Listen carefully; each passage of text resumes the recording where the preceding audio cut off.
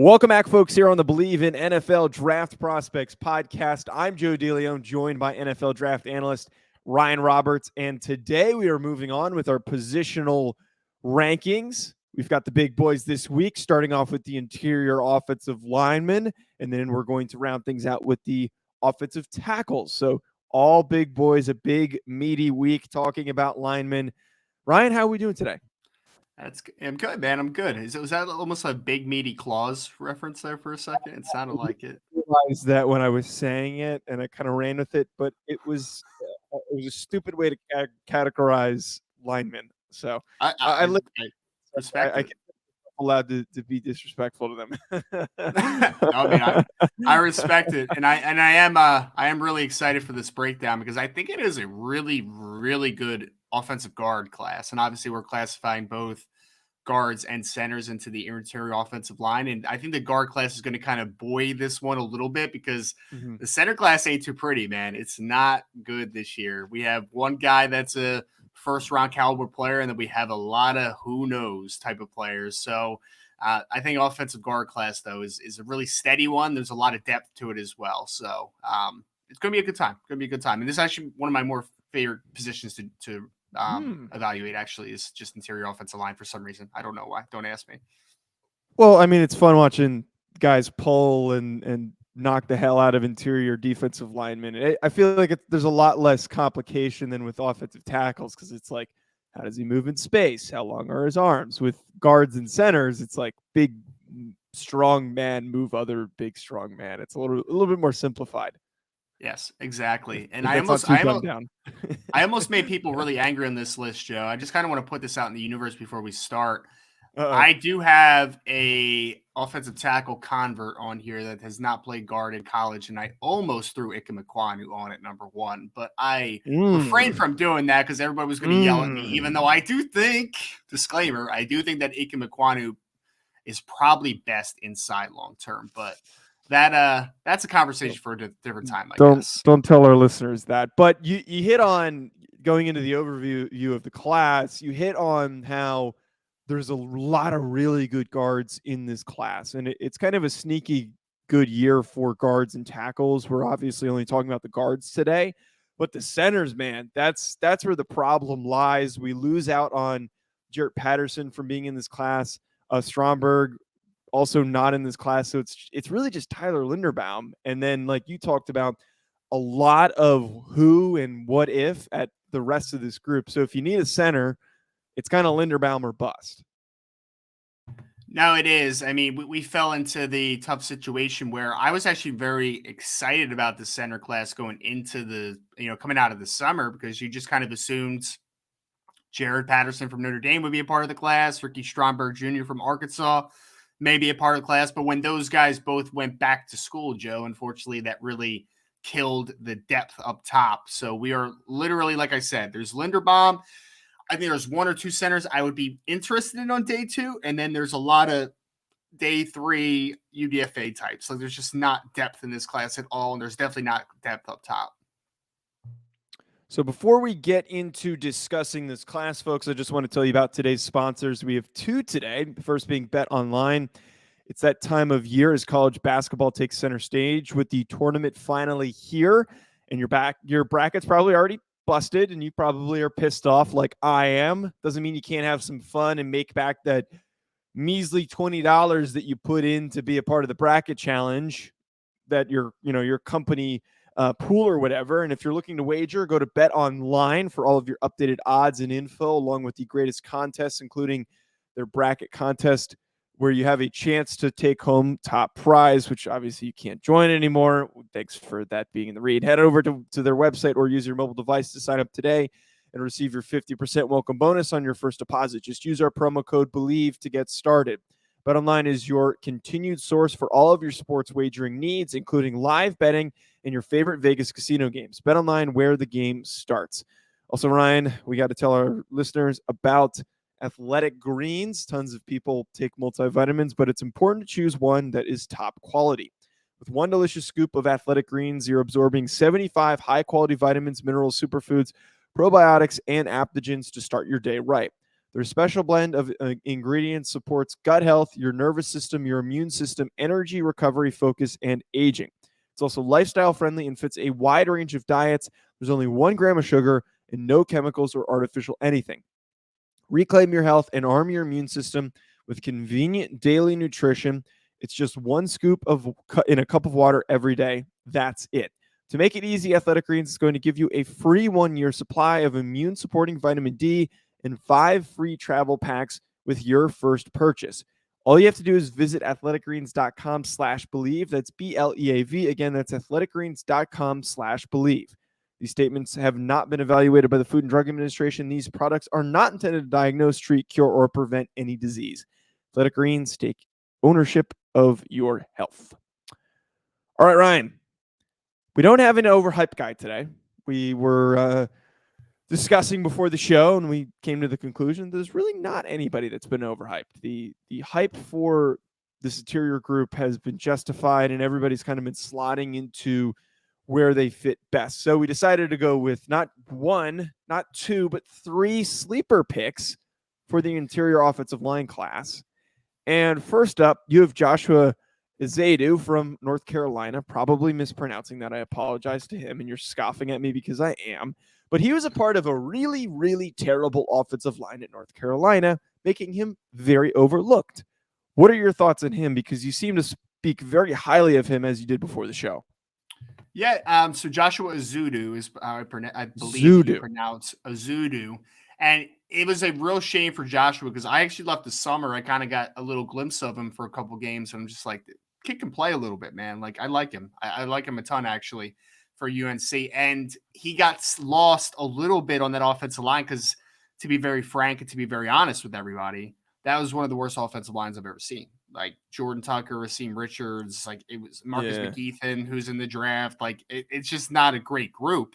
So I feel like Azudu got kind of lost in the shuffle, and he was so good for them. I mean, compared to everybody else, that they, even though he's a natural guard, they were asking him to play left tackle at points too. So I think he kind of fits a little bit. He's kind of like this year's poor man's Kenyon Green a little bit. He's been asked to play all over for UNC. He's definitely a better fit inside at guard. And I think he has starter level traits because I think he has some natural power to him. I think he can display scouts. I think he's foundationally a very solid athlete across the board. I wouldn't call him like overly explosive. I wouldn't call him a dynamic athlete at the position or anything, but I think that he kind of hits thresholds from a size perspective. I think he's a good athlete. I remember, I don't have the numbers in front of me, but I'm pretty sure he had a pretty good combine testing as well. So I think Joshua Azudu is a starting caliber player long term. I think immediately you're going to get a backup type player who I think could play both guard spots, could get you out of a game at tackle in a pinch, and maybe even could profile as a center potentially down the road. But I think he has those traits to work with, and I think that long term he could be a starter for a team. I think he's going to be an excellent value because I think he's being underrated a little bit just because of the just bad that was around him, man. Like it's hard to be a good offensive lineman on a bad unit sometimes. Like we saw with Jared Patterson this year from Notre Dame. Like he suffered because the guys around him just weren't as good. And I feel like Azudu kind of suffered from that a little bit as well. But I think the traits are enough that I think he definitely should get drafted. And I think that he has starter upside down the road. Yeah, been unexpected to hear about any North Carolina offensive lineman because all you heard the whole year was how it was hindering Sam Howell from him becoming the player that he could possibly be. But there's still some players amongst that group, as Azudu is one of them. The second sleeper you have, who we were saying this beforehand, I don't know how much we consider him a sleeper at this point because everyone has talked him up, me including have talked this guy up. Cole Strange, University of Chattanooga offensive lineman. Not really a name that people knew going into the Senior Bowl. And he goes with his hard hat and his lunch pail to Mobile, and he's just grappling with guys in these one-on-ones, and he looks mean. He looks strong as he was bumped inside to play center, and he also was snapping pretty well, which was interesting to see from him. He also goes to the NFL Combine, tests very well, looks really good in these drills. Even though it's kind of hard to consider a guy who's gained so much buzz a sleeper, I think it still is fair because he's going to be a mid-round guy that can step in and have an impact for a team maybe down the line. But What are your thoughts on Cole Strange? I mean, to be completely honest, like I just did not want to go through this show without mentioning Cole Strange because I think he's been one of the biggest risers throughout the process. And I remember when we did our Senior Bowl preview show where we talked a lot about the FCS offensive linemen that were coming to Mobile with, of course, Trevor Penning, who everybody knows now, Braxton Jones out of Southern Utah, Matt Waletzko out of North Dakota, Nick Zakel, who did not have a good week coming out of Fordham. Those were kind of a few of the guys we talked about. And, we mentioned Cole Strange, but Cole Strange, I feel like it wasn't getting talked about as much because he's an interior offensive lineman compared to those guys who are like more true offensive tackle types. And I was overly impressed by what he did in Mobile because I thought even, guard or center, first of all, he's only had started at guard during his Chattanooga career. Every game in his career was playing guard. And he had a dominant performance this year against Kentucky when they played up against Kentucky. And that was kind of the game that kind of caught you off guard a little bit. And then he goes to Senior Bowl and he just looks like he belongs all week. And he has it's almost like a slender frame, but like he's very strong. And I think that he can still add more weight on it, but he's just got some really nice anchor strength. I think he's a good athlete. He can move. I think that a lot of wide zones teams are really going to like him at center and guard. I think that power schemes are going to like him as well because I think he just has natural power, and I think there's developmental potential to him as well. You saw that he could snap a little bit. And my favorite thing about him, Joe, at the Combine especially, I mean, not at the, at the Senior Bowl especially, was he would lose a rep, and then the very next rep he would win. And you would just see that growth. You would see that he really cared and that it kind of bugged him that he lost a rep. And he took advantage of the reps that he got, at least for second opportunities. So I think Cole Strange is starting caliber center moving forward on the NFL. Like, I think it's very possible. I wouldn't be shocked if he goes somewhere in the third round on day 2 because I think that the Combine kind of put an apostrophe or a apostrophe. What the hell did I say? Apostrophe. It put an exclamation point. Oh, put an exclamation better. point on. Yes, even better. Put an exclamation point on his draft process because I think that he did about as well as he could have with the opportunity he had. And I mean, hats off to Cole Strange. I think that he is maybe the biggest riser of the interior offensive line group. Like, he was a guy that nobody was really talking to going into the season, and now we're leaving the Combine and Pro Day circuit with kind of assuming that he might be a top 100 pick. So good on Cole Strange. Yeah, and everyone talked about that demeanor for Trevor Penning during the Senior Bowl, but I think Cole Strange definitely deserves some recognition for how he looked in those drills. The last sleeper you wanted to bring up was Zac Tom from Wake Forest. And you don't really hear a lot about these Wake Forest guys, despite them having a really good year this past year, competing for an ACC championship. What made you pick Tom as a sleeper? He's a little bizarre because he has played left tackle at Wake Forest and he's played center. He's never played anywhere else but those two spots. And you don't really see that combination too well. He actually had decent tape at offensive tackle, to be honest, because he's a really athletic kid. He's got a very clean frame, good pass protector. If a team wanted to try him out at offensive tackle, I wouldn't doubt it just because he hits the 6'4 plus. He's got 33 plus inch arms and he's a really good athlete. So I would say, okay, you can give him a shot at tackle. But ultimately, I think long term, like, this is kind of the guy as a developmental center that could sneak into day 2 or maybe somewhere in the 4th round. I think that that's Zac Tom this year because he's a really fluid athlete.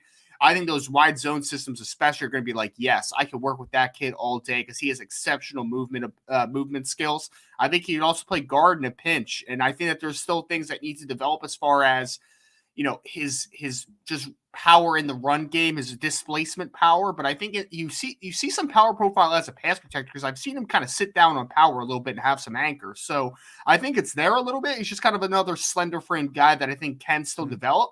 But I think that he can be a wide zone specific center at the next level, maybe starting type of option. I think that some teams may look at him also and say, like, hey, we're going to start you at an offensive tackle. We're going to see if you can last there, even though your length is, kind of middle tier type of thing. Like, it's very middling, but he's got really nice movement skills and he's a very talented player. And he had some good tape. I mean, maybe the best tape I saw this year against Jermaine Johnson coming out of Florida State. Like, he had a pretty solid game going against him. So I think Zac Tom, especially at the Combine, because I think he ran like sub 5 seconds. So like, he showed that he's a very good athlete for the position. And I think that another guy that I think has starter caliber traits. I think he needs a little more development than maybe a couple guys we're going to talk about, but I could see the step that he could take to being a starting caliber player. Like, I think it's possible for him. All right, let's get into these top 5 rankings, Ryan. And the first player that you have is Dylan Parham from Memphis, a guy who was, if I recall correctly, considered to be a little underweight, and then comes in at a weight that the scouts were looking for at the Senior Bowl. And the guy has a little bit more of a developmental upside to him. But here you have him at number 5. What made you go with Parham at the bottom of this? The one thing I have to say about Parham, I feel like he seems not odd amongst the rest of these other guys, but like the 4 other guys that we're going to go through all make total sense. There's no debates about them where they sit, and they're probably going to get drafted in the first 2 rounds. Parham just seems a tiny bit odd, but what are your thoughts on him? Well, I don't know if this is a hot take because I think some people would agree with it, but I think that he is a lock day 2 player. Like, I would be shocked if he falls out of day 2 because I mean, like you said, the only qualms people have with him coming out of his Memphis career was, well, obviously long-term projection because he played some at tackle. He's been inside a guard. I think he's a center long-term, and because I just think that there's a little bit of an absence of length. But people talked about the size. He was listed at 285 on the roster at Memphis. And then when he got to Senior Bowl, people kept asking about it. He's just like, yeah, man, I haven't been 285 in years. Like, that is just kind of a fault of the program not kind of updating weights and doing all that type of stuff. So he's 6'2 plus. He's 313 pounds, I believe he weighed in at the Senior Bowl. I'm not sure what the combine weigh-in was, but he ran right around 5 seconds flat. Maybe even, I think he may have ran sub 5. So he's a really, really athletic kid. If you asked me before the show, and I guess I'm going to put it out in the universe, who's the second center off the board? It may be Dylan Parham, because I think that he's a really nice athlete. I think he has the weight now to him. I think that he kind of checks a lot of boxes. And he's a guy that originally was a tight end recruit. I think he played a little bit on the defensive side of the football also while Memphis was trying to find what the spot for him. Then he ends up obviously on the offensive line in a couple different positions. So this kid may be the second center off the board because I think that he's a really nice athlete and he has really solid tape, and he kind of checked that last box of what's the play weight. And I think that he kind of answered that very easily for evaluators through the process. Stupid question time. Is he related to Donald Parham? Not that I'm aware, but I mean, I've never looked it up, so I don't know 100%. I'm gonna look it up after we get to this next guy. But so because I'm so curious, I there's got to be this. No, well, I'll look it up. Number 4. Why does he have to be? Parham's not. I don't know. It's just because Parham's not like that common of a last name for. And the thing with Donald Parham is that he's that really massive tight end, and he was with the Chargers. I don't know where he is right now. I don't know. It just makes. And you said that Dylan was also a tight end recruit, so that immediately made light bulb go off. Wait, there's no way that they're not. I'm gonna look it up after we get into I'm gonna bet that they are not related. That's gonna be okay. You think it's like a no doubt that they're related? You think it's? I don't think it's a no doubt, but I wouldn't be shocked. There, like it would make sense. Because tight end, really good athlete, big, whatever. Number 4, you have Zion Johnson. And Zion Johnson is kind of similar to Cole Strange, but to a bigger extent, has really helped himself throughout this process. Good combine, really, really good Senior Bowl, to a point where he's being talked about maybe at the end of the first round. And the Boston College interior offensive lineman has really flashed that strength. We talked about that natural strength that Cole Strange has. Zion Johnson certainly has that as well. So for you, number 4 seems so late for an interior offensive lineman, but the reality of it is there's still a really good shot that he goes at the end of the first round. Yeah, I mean, he could go higher than he is on my list also. Like, if he was the second or third interior offensive lineman off the board, I wouldn't be totally shocked. I think the floor for him, it's going to sound kind of weird, but I think 29 to Miami, just because they had Matt Applebaum, who was the former offensive line coach at Boston College. I feel like that's just like an easy pick to make if he has a say on what offensive lineman he wants. And I know Miami hasn't, they've signed Connor Williams from Dallas in free agency, but like they still need to upgrade their offensive line just in general. So I think that he's a player that is going to probably go in the first round. Like you said, he had a dominant Senior Bowl performance. Outside of Jermaine Johnson, may have had the best week of just any player. I mean, he was pretty much locked down for most of the week. I mean, he let up a couple reps, but I mean, for the large majority, he was pretty much locked down. And he's 4 on this list, because I see good traits all across the board, but I don't see anything elite with him. I think he's just going to be a very good starting guard for a long time. But I think a couple guys in front of him have traits where I say if they hit, I think that they could be something just a caliber higher. That's just kind of why Zion is sitting at 4. But I think that I have a second round grade on him. I think he's going to go in the first round. I think he's just rock solid across the board. Nothing flashy, but he hits all the thresholds in terms of size for the offensive guard position. He's got incredible length. He's got power, and he's a solid athlete all the way around. So I think Zion Johnson is about much as of a can't miss prospect as you're going to find in this class, because I just think that the floor is so high with a guy like him.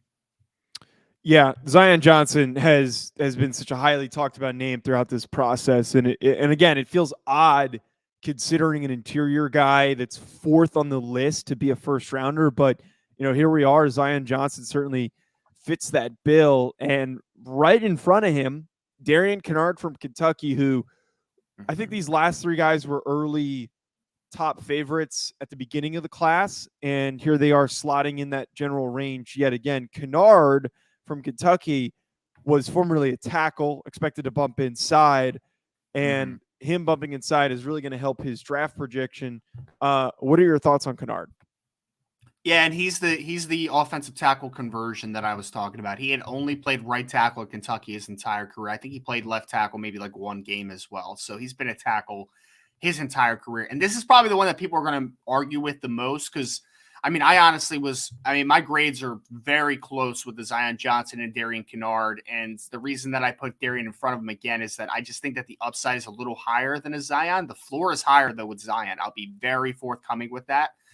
But I really do like a lot what I see Darion Canard playing inside. I am not a fan of him in offensive tackle. I think that he can get by, like if he gets drafted by a Baltimore Ravens type of scheme, right? Like that type of scheme, a Tennessee Titans type of scheme. I think that he could last at offensive tackle, at right tackle, but I don't think it's advantageous for his career. He reminds me again, and I keep putting this comp out there. Collechios Emily is a guy that he reminds me a lot of that came out of Iowa State. He was a really good offensive tackle for Iowa State. Eventually he moves inside to guard for the Oakland Raiders and originally the Baltimore Ravens and the Oakland Raiders. And he was just a really good player for a long time. And that's what I see with Darion Canard, man, because he's right around 6'5". He's got 34+-inch arms. He's a big, massive dude. He lost some weight to play at the Senior Bowl at tackle, and he was like 320-something pounds. But he was playing right around 340 pounds during most of his career at Kentucky. So this is a mauling dude inside, power profile, displacement power, solid, good athlete on the interior by every consideration. So if you're going to find a power heavy scheme like the Ravens, like the Tennessee Titans I talked about a little bit, I think Darion Canard is a plug and play right guard, left guard, and I think that he could be a really dominant one in the right system. Slotting in at number 2 is a guy who I think if you don't watch him play, physically he's kind of under the thresholds that you look for in a center. But when you flip on the tape, you see how athletic this guy is. His athletic background as a baseball player, as a wrestler. Tyler Linderbaum from Iowa is a really freaking good athlete. And hopping into a zone scheme, he's going to be a very high impact player. I think had Jason Kelce not randomly decided to come back, he would have been a guarantee to be an Eagle if he was floating somewhere around 15. You think he would go earlier than that? Well, no.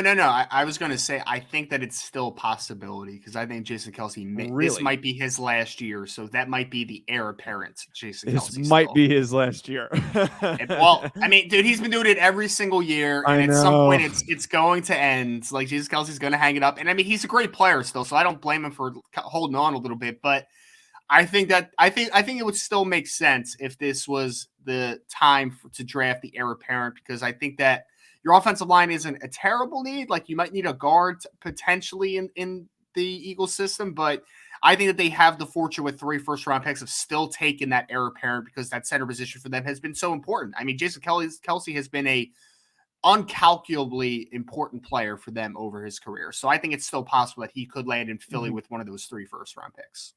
So separate from Philly, though, this is without a doubt the top center off the board. And like I said earlier in the show, it's almost Linderbaum or bust for a team that desperately needs a center. if you're desperate and you can't get to Linderbaum, you better hope that you sign one in free agency, or maybe assume that you're not that desperate to go up and try and get a guy like this. But he seems to be a clear favorite. What are your thoughts on him as a prospect? Well, I think you said it perfectly. This was the year to get free agent centers if you're not in that range to get Tyler Linderbaum. Like, originally we thought Jared Patterson would be in there, Ricky Stromberg. Like, there was a couple other guys that I thought could push Linderbaum for that first potential center, or at least be in that late first round, early second round type of designation. Unfortunately, they both go back to school, and the center class is awful. Like, it's a really bad class, and Linderbaum's the only player that I think is worthy of a first round pick. But here's the thing about him, Joe, and you kind of illustrated it well. I mean, the guy has 31-inch arms, and he is under 6'3", and he's got a small wingspan. Like, this is not a scheme diverse player. Not every scheme is going to look at Tyler Linderbaum and say, like, you can play in our system. In a wide zone specific scheme, with how the San Francisco 49ers play football, with how the New York Jets, with how the Cincinnati Bengals play football, like with that Shanahan style system that Kyle Shanahan originally ran, or not Kyle Shanahan, Mike Shanahan really originally ran. For those disciples, even the LA Rams, like those kind of guys, then it makes a lot of sense. And Tyler Linderbaum is very worthy of a first round pick. But if you're, if you're a team that is not a movement based system, Tyler Linderbaum is not maybe the potential fit for you. You probably don't value him early in this draft. You probably don't value him in the first round. You might not value him at all, to be honest. So he is a very scheme specific football player, but for that scheme, he is a first round caliber player because he is a very gifted athlete. Like you said, former wrestler. Could you imagine? Yeah, I mean, he probably was at some point in his life, but former all-state wrestler. That the famous video, of course, went viral. It goes viral all the time, where he pinned Tristan Wirfs when he was in high school, and he was a defensive lineman early in his career at Iowa. So he's a really gifted athlete, and for that scheme, he is a first-round caliber player. And it's just a very easy projection to that system, but he's just not going to be for everyone, and that's kind of why he's at number 2 for me, because I think that there's just some scheme dependency to him. But, I mean, again, for that scheme, he could be fantastic. Last up, and this is a kid that I think is immensely talented, Kenyon Green from Texas A&M. I recall back to like last January, you and I were watching. Oh my God, who was the Alabama linebacker that came out last year that sucked? That didn't get drafted. You hated. Oh, Dylan Moses. Dylan Moses. We were watching Dylan Moses tape, and I go, "Who the hell is this guard on Texas A&M?" Like, I can't stop watching him. And you're like, "That's Kenyon Green. Pay attention to him for next year." And you were 100% right. This dude is a monster. I'm obsessed with Kenyon Green, and as a fan of a team that is looking to upgrade their interior, I think Kenyon Green is somebody that I want my Giants to draft maybe in the top 10, probably a little too rich and probably isn't going to happen. But nonetheless, Kenyon Green, really freaking good. And he has to be, without a doubt, the best player in the interior in this class.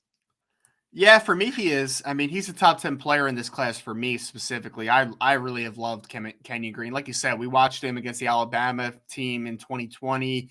I remember I was also watching him what was his name, from Dayo Odeyingbo, coming out of Vanderbilt last year, who was a good football player. And he was just dominant, man, in 2020. Absolutely dominant guard. And honestly, Joe, the Texas A&M team did not do him justice this year.